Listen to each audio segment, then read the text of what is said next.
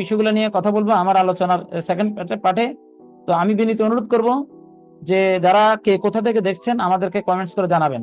তো এই মুহূর্তে আজকের আমাদের যিনি সম্মানিত অতিথি, যিনি এই প্রতিষ্ঠানের পাশে বিরতিহীনভাবে প্রবাসে থেকেও শুধু ইটালি থেকে উনি আমাদের সাথে সংযুক্ত হয়েছেন,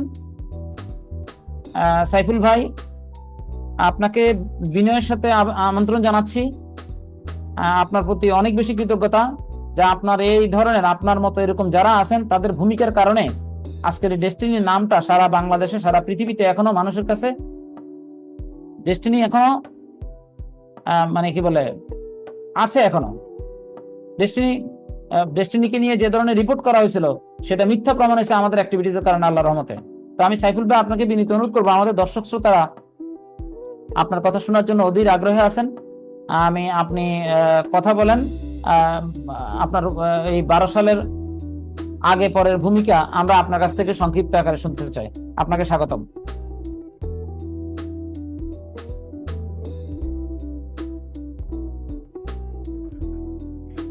জি, আসসালামু আলাইকুম। আমার কথা শোনা যায় ভাই? ওয়ালাইকুম আসসালাম, জি শুনতে পাচ্ছি ভাই, আলহামদুলিল্লাহ।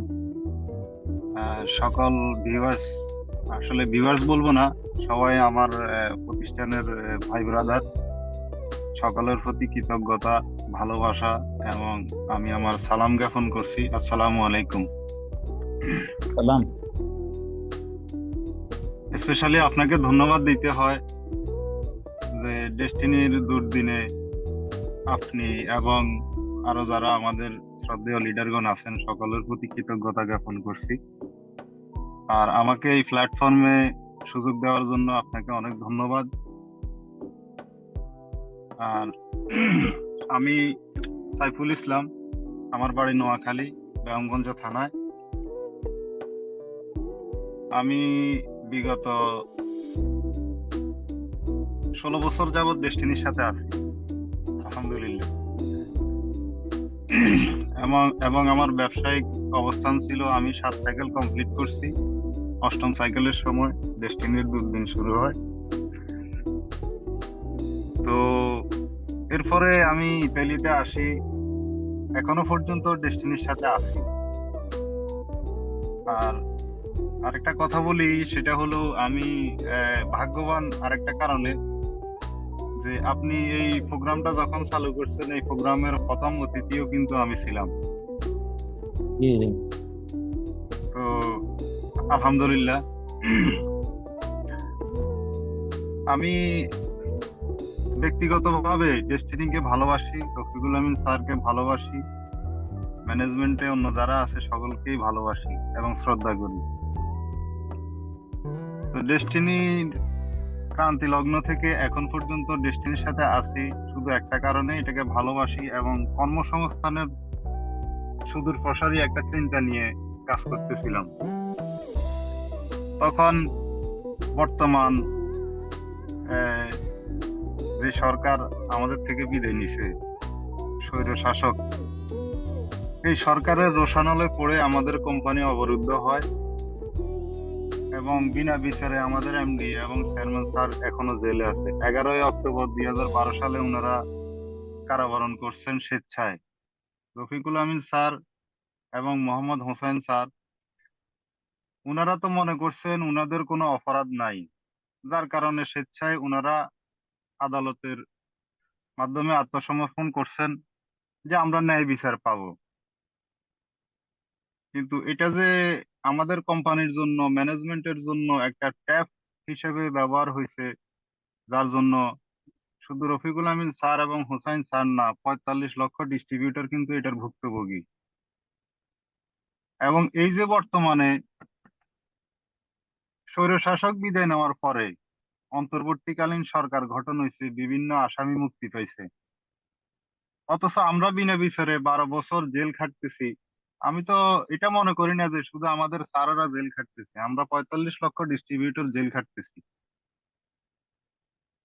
তো এই 45 লক্ষ ডিস্ট্রিবিউটর এখনো ন্যায় বিচারের জন্য আশাবাদী। কারণ অন্তর্বর্তীকালীন সরকারের এই 45 লক্ষ ডিস্ট্রিবিউটরের দিকে সুনজর দেওয়ার দরকার ছিল।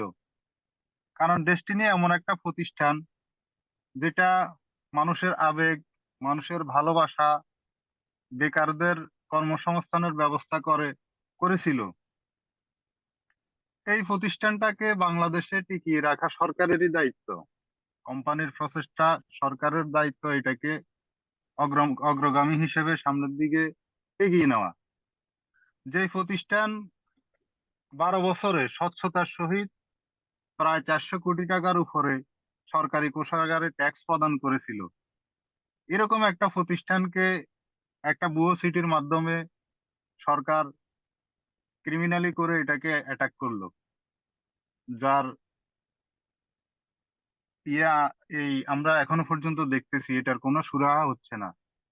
তাহলে সুরাহা যদি না হয়, বাংলাদেশে বিভিন্ন ধরনের আসামির জামিন হয়, দীর্ঘ 12 বছরে রফিকুল আমিন জামিন পায় না। ইভেন এখন ওনার ওয়াইফকেও, ফারাহ ম্যাডামকেও এখন আদালতের কাঠগড়ায় দৌড়ঝাঁপ করতে হচ্ছে, উনিও কারাবরণ করতেছেন। বাংলাদেশের মতো দেশে 96 মামলার আসামি রিজেন্টের শাহেদ, সে জামিন পায়, অথচ রফিকুল আমিন জামিন পায় না। রফিকুল আমিন স্যারের অপরাধ কি? কি করেছেন উনি? উনি এই দেশকে ভালোবাসছেন, দেশের মানুষের আত্মকর্মসংস্থানের ব্যাপারে উদ্যোগ নিছেন, অর্থনৈতিকভাবে আমাদেরকে স্বাবলম্বী করার দায়িত্ব নিছেন, এটাই কি ওনার অপরাধ? তাহলে আজকে আমরা কেন ডেস্টিনিতে লেগে আছি? ডেস্টিনিতে লেগে আছি এই কারণে, কারণ ডেস্টিনির যে স্বচ্ছতা আমরা দেখছি, আমি মনে করি ডেস্টিনি একটা স্বচ্ছ প্রতিষ্ঠান, ডেস্টিনির ম্যানেজমেন্টও স্বচ্ছ ছিল। আশা করি বর্তমান অন্তর্বর্তীকালীন সরকার এটার দিকে সুনজর দিবেন। আর 2012 সালের 13ই জুন বাংলাদেশ ব্যাংক স্পষ্ট করে বলছেন যে ডেস্টিনির কোনো অর্থ পাচার বা অবৈধ লেনদেন তারা শনাক্ত করতে পারে নাই। ইভেন অর্থমন্ত্রী, তখনকার অর্থমন্ত্রীও এই কথা বলেছেন। তো আদৌ আমরা কিন্তু সুবিচার পাই নাই। ইভেন এখনো দেশটা স্বাধীন হয়েছে, কিন্তু আমরা তো 45 লক্ষ ডিস্ট্রিবিউটর স্বাধীন হই নাই। কেন আমাদের প্রতি এত অবহেলা? আমরা কি বাংলাদেশের মানুষ না?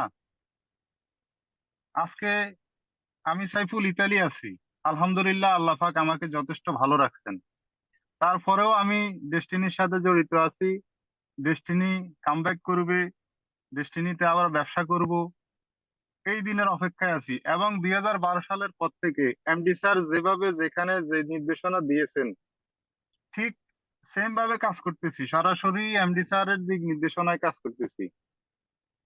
এই আমি গত 3 মাস আগেও দেশ থেকে আসছি, আসার আগেও আমি এমডি স্যারের সাথে কয়েকবার সাক্ষাৎ করে আসছি। স্যার যেভাবে বলতেছেন সেভাবে করতেছি। স্যার আশা দিচ্ছেন যে ইনশাল্লাহ আমার মুক্তি হবে, আমরাও আশা করি স্যারের মুক্তি হবে। তার মুক্তি হলে ডেস্টিনির পুনর্জাগরণ হবে, আমরা আমাদের কর্মসংস্থান ফিরে পাবো, আমরা আমাদের বিনিয়োগের নিরাপত্তা পাবো। কিন্তু এখন আমরা শঙ্কিত, আমাদের বিনিয়োগের ব্যাপারে আমরা এখনো শঙ্কিত। কি কারণে শঙ্কিত? আমাদের বিনিয়োগ আমরা রফিকুল আমিনের কাছে দিছি, ডেস্টিনি ট্রি প্লান্টেশন বলেন, ডেস্টিনি মাল্টিপারপাস বলেন, আমরা এই প্রতিষ্ঠানের মাধ্যমে আমাদের বিনিয়োগের জিম্মাদার জনাব রফিকুল আমিন স্যারের কাছে দিছি। এবং আমরা এখনো আশা করি আমরা আমাদের বিনিয়োগ জনাব রফিকুল আমিন স্যারের কাছ থেকেই ফেরত নেব, ইনশাল্লাহ। আমরা সরি, আমরা দুদকের কাছেও টাকা দেই নাই, আমরা বাংলাদেশ সরকারের কাছেও টাকা দেই নাই।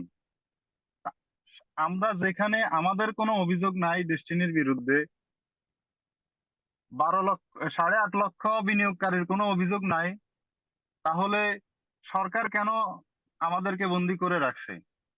আমরা তো অভিযোগ করি নাই, আমাদের টাকা, আমাদের অভিযোগ নাই, সরকারের কি অভিযোগ? ডেস্টিনি যদি অর্থ পাচার করেই থাকে, তাহলে আজকে দীর্ঘ 12 বছর হয়ে গেল ডেস্টিনির বিরুদ্ধে কোনো অর্থ পাচারের মামলা তারা প্রমাণ করতে পারে নাই। এটা কি সরকারের ব্যর্থতা না? অবশ্যই সরকারের ব্যর্থতা ছিল, অবশ্যই দুদকের ব্যর্থতা এটা। দুদকের খুরশিদ আলম কিভাবে বলে যে রফিকুল আমিন আরো 12 বছর জেল খাটবে? আজকে তো সেও দুর্নীতির তালিকায় পড়ছে। তাহলে আমরা কি এগুলো দেখতেছি না? বাংলাদেশের সুশীল সমাজ, প্রশাসন, তারপরে বিজ্ঞ বিচার বিভাগ, এরা কি এগুলো দেখতেছে না? তারা আমাদেরকে সবাই অবহেলিত চোখে দেখতেছে। এটা বাংলাদেশে আজকে প্রমাণিত। না হলে দীর্ঘ 12 বছর অবরুদ্ধ থাকার পরেও একটা প্রতিষ্ঠান যে বাংলার বুকে টিকে আছে, এটাই তো প্রমাণ করে যে ডেস্টিনি একটা স্বচ্ছ প্রতিষ্ঠান ছিল।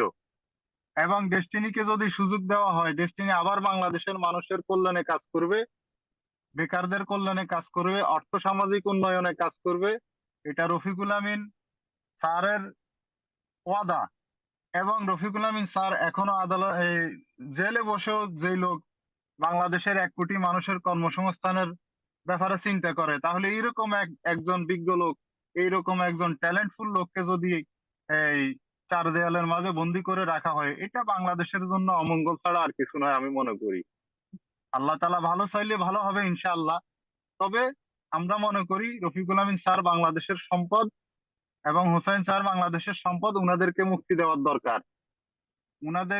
উনারা মুক্তি পাইলে ইনশাআল্লাহ বাংলাদেশের অর্থনৈতিক অবস্থার অনেক পরিবর্তন হবে। এরপরে এই আদালতে রফিকুল আমিন স্যারের জামিনের ব্যাপারে এই একটা সিদ্ধান্ত দিছে যে 2800 কোটি টাকা দিলে রফিকুল আমিন স্যারের জামিন দিবে। টাকা হলো আমার, জিম্মাদারি দিলাম রফিকুল আমিন স্যারের কাছে। গভর্নমেন্টের কাছে কেন রফিকুল আমিন স্যার 2800 কোটি টাকা দিবে? একটা মানুষের জামিন নিতে কি 2800 কোটি টাকা লাগে? দুর্নীতিবাজ, লুটপাটকারী, খুনি, হত্যার আসামি সব জামিন পাইতেছে, আমাদের স্যারকে জামিন দেওয়া হয় না। আমরা এ ব্যাপারে এই, আমাদের কি বলে, আমরা স্যারের মুক্তি চাই এবং নিঃশর্ত স্যারের মুক্তি দিতে হবে। ইভেন আপনারা দেখছেন কিনা আমি জানি না, গত 3 দিন আগে নাগরিক টিভি একটা প্রোগ্রাম করছে। ওই প্রোগ্রামে ওনারা প্রশ্ন তুলছে যে বাংলাদেশের সকলের জামিন হয়েছে কিন্তু রফিকুল আমিন সাহেবের জামিন হয় নাই, হোসেন সাহেবের জামিন হয় নাই। তাহলে বাংলাদেশের মিডিয়াগুলো কোথায়? তারা কেন আমাদের বিরুদ্ধে পক্ষে কথা বলে না? তারা কেন 45 লক্ষ মানুষের পক্ষে কথা বলে না? স্বৈরাচার সরকারের দোসরগুলা এখনো কি রয়ে গেছে? নাগরিক টিভি এরপর আরেকটা প্রশ্ন করছে যে জেনারেল হারুন সাহেব, উনি 1 সপ্তাহের জন্য জেলে গেছে, তাহলে উনি তো প্রধান আসামি। তাহলে উনি যদি বাইরে ঘুরতে পারে, রফিকুল আমিনের কি অপরাধ, হোসেন স্যারের কি অপরাধ? আমি আশা করি আপনারা সকলেই এই প্রোগ্রামটা দেখেছেন এবং বাংলাদেশের সুশীল সমাজ বলেন, বিজ্ঞ লোক বলেন, আইন এবং বিচার বিভাগের যত লোকজন আছে, আশা করি সবাই নাগরিক টিভির তারা 3 দিন আগে যে প্রোগ্রামটা করছে এই প্রোগ্রামটা দেখবেন। দেখলে অনেক কিছু ক্লিয়ার হয়ে যাবেন। আর আমরা আমি আমার বিনিয়োগের নিরাপত্তার জন্য আমি মনে করি রফিকুল আমিন স্যার একদম 100% পারফেক্ট। আমার বিনিয়োগ রফিকুল আমিন স্যারের কাছে নিরাপদ। এবং আমার মাধ্যমে যারা বিনিয়োগ করছে, ইভেন যারা এই 8.5 লক্ষ বিনিয়োগকারীর জন্য উদ্দেশ্যে আমি একটা কথা বলতে চাই যে আমাদের বিনিয়োগ নিয়ে হতাশা হওয়ার কোনো কারণ নেই। যতদিন আল্লাহ চাইতো রফিকুল আমিন জীবিত আছেন, আমরা ওনার মাধ্যমে আমাদের বিনিয়োগের টাকা ফেরত নেবো ইনশাআল্লাহ। আর আমি এটাও মনে করি রফিকুল আমিন ফিরে আসবেন, ডেস্টিনি আবার কামব্যাক করবে, আমরা আগের মতো আবার বিজনেস করব। আর আল্লাহ চাইতে আমরা আগের চাইতে আরো ভালো করবো ইনশাআল্লাহ। কারণ ডেস্টিনির বিরুদ্ধে আমাদের কোনো অভিযোগ নাই, ডেস্টিনির ম্যানেজমেন্টের বিরুদ্ধে আমাদের কোনো অভিযোগ নাই। তাহলে অভিযোগকারী কে? এটা বাংলার জমিনের মানুষ এতদিনে জেনে গেছেন আশা করি ইনশাআল্লাহ। তো আমি জি, আমার কথা শেষ করব। আসলে জি, আমি তো ওই সকাল 4টা বাজে ঘুম থেকে উঠছি, এখন জি, ওয়েলকাম। 6টা 6:30 বাজে আমি কাজ করে আসছি। জি, জি, জি। আরো অনেক কথা বলার আছে, কিন্তু এখন আহ, বলবো না। ইনশাল্লাহ বিজয়ের মঞ্চে কথা হবে সবার সাথে। এখানে একা একা বসে কথা বলতে ভালো লাগে না। আমরা চাই স্যার ফিরে আসবে, আবার ডেস্টিনি কামব্যাক করবে, আমরা কাজ করব ইনশাল্লাহ। জি, এই থ্যাংক বলে ইউ। আমি আমার বক্তব্য শেষ করছি। আসসালামু আলাইকুম। থ্যাংক ইউ সাইফুল ভাই, আপনাকে অসংখ্য ধন্যবাদ। সুদূর প্রবাসে থেকেও আপনি ডেস্টিনিকে এখনো মানে অনুভব করেন এবং আপনি ভূমিকা রাখেন। এটা আসলে বিরল ব্যাপার। আমাদের প্রবাসী অনেকে আছেন, আমি আজকে যারা আমাকে শুনছেন এবং দেখছেন, আমি প্রবাসীদেরকে বলবো যে প্লিজ আমাকে একটু ইনবক্স করবেন। যারা প্রবাসী থেকে আরো অনেকেই ভূমিকা রাখছেন, যেমন অনেকে বৃহস্পতিবারে তাদের ব্যস্ততার কারণে অনেকে সংযুক্ত হতে পারছেন না, অন্যদিন হলে পারতেন, কারণ এই দিনটা প্রবাসে পরে অনেকেরই। ভাই একটা কথা বলতে ভুলে জি। গেছি। জি। ডেস্টিনির দুর্দিনে অনেকে অনেক ভাবে কাজ করছে। তো দুর্দিনে যারা কাজ করছে, আমি মনে করি স্যার বের হইলে এদেরকে যেন ভুলে না যায়, আমার একটা অনুরোধ। কারণ অনেকে অনেকভাবে কন্ট্রিবিউশন করছে। তো দুর্দিনে যারা এই কোম্পানির জন্য লড়ে গেছে, তারপরে পারিবারিক ভাবে, সামাজিক ভাবে, অর্থনৈতিক ভাবে বিভিন্ন ভাবে ক্ষতিগ্রস্ত হয়েছে, এবং অনেকে কিন্তু এই আন্দোলন সংগ্রামের মাঝে কিন্তু দুনিয়া থেকেও চলে গেছেন। সঠিক। তা আমরা যেন তাদেরকে ভুলে না যাই। আবার দুর্দিনে যারা সুবিধা ভোগ করছে, এরা এখন আশি উড়ি আসি জড়ি পড়ছে, অনেকেই আছে। 2019 সালে আপনাদের ডায়মন্ড মিটিং হইতো অনলাইনে, জুমে। আপনার হয়তো মনে থাকার কথা, 19 সালের দিকে চালু হয়েছিল। তো এই প্রথম মিটিং বা দ্বিতীয় মিটিং, যে কোনো একটা মিটিং এ আমি ঢোকার পাইছি। তখন আমি আমাদের ম্যানেজমেন্টের দুইজন সদস্যের কাছে আমার দুইটা প্রশ্ন রাখছি। আমার দুইটা প্রশ্ন, আমি মনে করি এই দুইটা প্রশ্ন আমাদের সকল ডিস্ট্রিবিউটরের আছে। সেটা হলো, উনারা বলতেছে আমরা বিনিয়োগের টাকা ফেরত দেব, কোম্পানি চালু করব, আমরা হ্যাঁ সবকিছু করে ফেলবো। তো পরে আমি নাম ধরে বলছি যে আপনাদের এই দুইজনের কাছে, আমার কাছে এটা রেকর্ডিং আছে এখনো, ওইটা আমার কাছে আছে। আমি বলছি যে স্যার, আপনাদের কাছে আমার একটা প্রশ্ন, যে আপনারা বিনিয়োগের টাকা ফেরত দিবেন, ওকে ফাইন। তো আমার প্রশ্নটা হলো, আপনারা বিনিয়োগের টাকা কবে ফেরত দিবেন? যদি বলেন আমার জন্য উপকার হয়, কারণ আমিও তো একজন বিনিয়োগকারী। সেই সাথে আমি যাদেরকে বিনিয়োগ করাইছি তাদেরকে আমি আশ্বস্ত করতে পারবো। এক। দ্বিতীয় প্রশ্ন ছিল যে মোহাম্মদ রফিকুল আমিন এবং মোহাম্মদ হোসেন স্যার কারাগারে, তাহলে উনাদের জামিনের ব্যাপারে আপনারা কি করতেছেন? উনাদের মুক্তির ব্যাপারে আপনাদের কি ভূমিকা? উনারা পরিশেষে আজকে 2019, 20, 21, 22, 23, 24, 6 বছর শেষ হইতে চলেছে।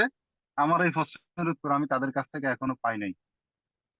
তাহলে তারা আমাদেরকে বিনিয়োগের টাকা দিবে, এই করবে সেই করবে, আমরা তো অনেক পোস্ট দেখি। আজকে একজনে পোস্ট করছে এই 5 তারিখে, জানুয়ারির 5 তারিখে উনারা ব্যবসা চালু করবে। তা আমরাও আশায় আছি, ব্যবসা চালু করেন, বিনিয়োগের টাকা দেন, আমি যেগুলো বিনিয়োগ করছি আমার গুলো ফেরত দেন, আশায় আছি। ডেস্টিনির দুর্দিন মানে রফিকুল আমিনের দুর্দিন ছিল। আর ওই দুর্দিনে রফিকুল আমিনকে বিভিন্ন লোকে বিভিন্ন ভাবে অপদস্থ করছে, আমাদের কাছে এগুলোর প্রমাণও আছে। বিভিন্ন লোকে রফিকুল আমিনকে বিভিন্ন ভাবে ব্যবহার করছে, মুখের ভাষা ব্যবহার তুচ্ছ তাচ্ছিল্য করে কথা বলছে। ওই লোকগুলা এখন রফিকুল আমিন তাদের কাছে স্যার হয়ে গেছে।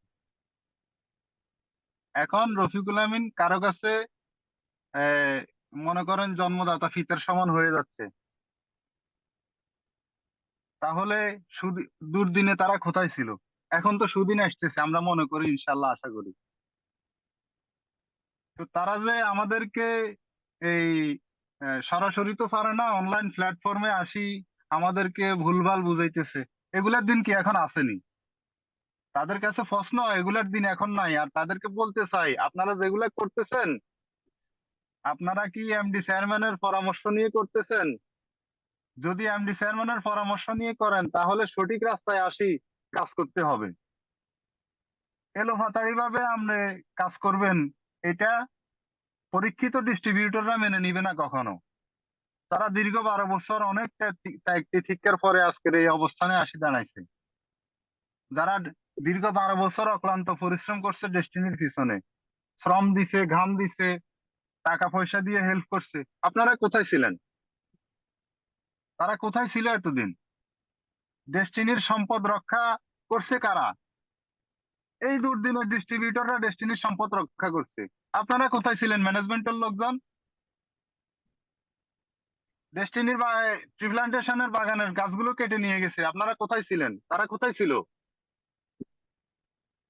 এতদিন তো দেখি নাই কারো এই সোশ্যাল মিডিয়াতে, তো আমরা তো নজর রাখি, কই কারো ফেসবুক পোস্টেও তো একটা দিনও দেখলাম না যে অমুক জায়গায় ডেস্টিনির সম্পদ নষ্ট করতেছে, অমুক জায়গায় গাছ নষ্ট করতেছে, অমুক জায়গায় পাচারকারীরা গাছ কেটে নিয়ে যাচ্ছে। কেউ তো মুখ খোলে নাই। এখন আমাদের প্রতি মায়া দরদ দেখাইতে আসছে, মায়া কান্না করতে আসছে, আমরা এগুলো মেনে নেব না তো। আমরা মেনে নেব এমডি চেয়ারম্যানের পরামর্শ নিয়ে সঠিক পন্থায় কাজ করলে আমরা ওনাদেরকে মেনে নেব, তাও শর্ত আছে যদি স্যারেরা ক্ষমা করে দেয়, এর আগে না। যারা ডেস্টিনির দুর্দিনে কাজ করছে, আমাদের ভোলার বেলাল ভাই, বেলালের গায়ে হাত দিছে কারা? এই সাহস কে দিছে ডিস্ট্রিবিউটরের গায়ে হাত দেওয়ার?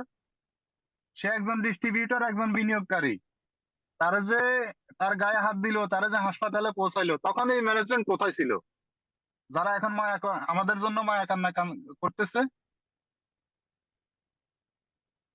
পরিশেষে যারা এখন এগুলা করতেছে, সুচক্র বলি আর দুষ্ট চক্র বলি, তাদের কাছে অনুরোধ, আপনারা, আপনি হয়তো ভিন্নভাবে করতেছেন, আমরাও একভাবে করতেছি, অন্যরা আরেকভাবে করতেছে। আমরা এখন এক একজন এক একজনকে দালাল বলি গালি দেয়। আরে ভাই, আপনি যেই প্ল্যাটফর্মের, আমিও তো সেই প্ল্যাটফর্মের, তাহলে আপনি আমাকে দালাল বলেন, আমি কি আপনাকে ছেড়ে দেব? আমি কিন্তু এখনো বলতেছি না। আমরা চাই সবাই একসাথে আসি, আবার ব্যবসা করব, তবে সঠিক পন্থায় হইতে হবে। আগে এমডি স্যারের মুক্তির ব্যাপারে কাজ করুন। এমডি স্যার যদি মুক্ত হয়, ইনশাল্লাহ আমরা মনে করি ডেস্টিনি আবার তার পুনর্জাগরণ হবে। তার হারানো ঐতিহ্য, হারানো গৌরব সব ফিরে পাবে ইনশাল্লাহ। এমডি স্যারকে ছাড়া যদি আপনারা পারতেন, তাহলে আজকে এত বছর লাগতো না। দীর্ঘ 12 বছর কেউ মারা গেছে, কেউ হতাশায় ভুগতেছে, কেউ অর্থ কষ্টে ভুগতেছে, এতগুলা করা লাগতো না। আর আমার মতো সাইফুল ইতালি আসি ডেস্টিনির জন্য টেনশন করা লাগতো না। আমি সাইফুল আল্লাহর নাম লই, ইনশাল্লাহ ডেস্টিনিতে কাজ না করলেও আমার চলবো ইনশাল্লাহ। তারপরেও তো ডেস্টিনিকে ভালোবাসি, এমডি স্যারকে ভালোবাসি, সবার প্রতি সম্মান এবং কৃতজ্ঞতা আছে। সে কারণে এখনো ডেস্টিনির পিছনে লেগে আছি। আশা করি ডেস্টিনি কামব্যাক করবে। সকলের প্রতি শ্রদ্ধা রেখে বলতেছি, ভুল পথে যাই, ডেস্টিনির ক্ষতি করবেন না, আমাদের ক্ষতি করবেন না। আমরা 45 লক্ষ ডিস্ট্রিবিউটর ভালো কিছুর অপেক্ষায় আছি, ডেস্টিনি ফিরে আসবে এই অপেক্ষায় আছি। আল্লাহ আপনাদেরকে সদা সুবুদ্ধির উদয় হোক, আল্লাহ আপনাদের প্রতি রহম করুক, আমরা এই দোয়া করি সব সময়। আপনারা সঠিক পথে ফিরে আসেন। আর সোশ্যাল মিডিয়াতে আপনারা যেগুলা করতেছেন এগুলা ঠিক হচ্ছে না। ডেস্টিনির প্রতি বাংলাদেশের এখন মনে করেন 90% আমি মনে করি মানুষের ধারণা বদলে গেছে। তারা মনে করে ডেস্টিনি একটা স্বচ্ছ প্রতিষ্ঠান ছিল, কিন্তু এই স্বচ্ছ প্রতিষ্ঠানটাকে আপনারা যারা আছেন, বিতর্কিত কিছু লোকজন আছে, সবাই না, এরা ডেস্টিনির প্রতিবন্ধকতা হয়ে দাঁড়িয়ে আছে।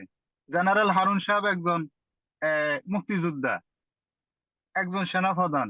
আমিও মুক্তিযোদ্ধা পরিবারের সন্তান, আমি উনাকে দেখেও অনেকটা ডেস্টিনির প্রতি আগ্রহ বোধ করছি। তাহলে উনি কি করতেছে ডেস্টিনির জন্য?